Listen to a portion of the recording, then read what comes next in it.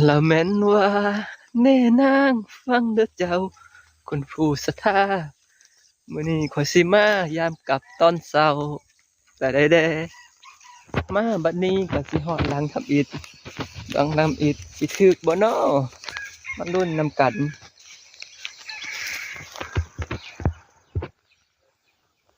ใส่ละเห็นใส่ละนี่ถึกไปละเรียบร้อยหลังที่สองหลังที่สองอีกนี่เรียบร้อย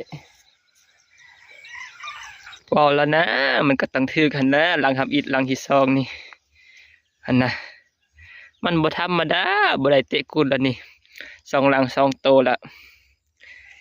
หนูจุกเนาะโอ้บ่แม่นหนูเมืองนี่หนูจุกน้อยลูกมันนี่มาบัดนี้ไปยามหลังที่สามแต่เด้สามหลังสามหลังสามหลังสามหลังก็สามโตสามโตแต่เด้แต่เด้แต่เด้เด้เด้เด้เด้หลังที่สี่แต่เด้แต่เด้แต่เด้แต่เด้เด้โอ้แสดงว่ามีอีกโตนึงนี่นะนี่นะมีอีกโตนึงมันขุดดินทุมเลยนี่แต่เด้แต่เด้อีกโตนึงขุดดินทุมเลยเป็นแบบนี้สี่โต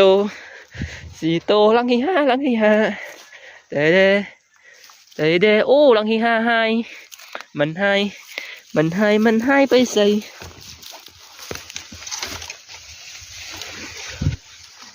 โอ้นี่ทุกคนเห็นแล้วเวลามันให้นี่โอ้หลังที่ห้ามันหลุดเสียใจสุดนี่หลังที่ห้าหลุดโอ้คือตัวใหญ่อยู่เนาะหลุดไปเสยเกือบได้ห้าตัวเด้เด้หนึ่งตัวสองตัวสองตัวนี้สามตัวนี้สี่ตัวนี้ห้าตัวนี้มันหลุดหามันเลยสี่ตัวไปเลยนี่กับได้หาตัวเนาะ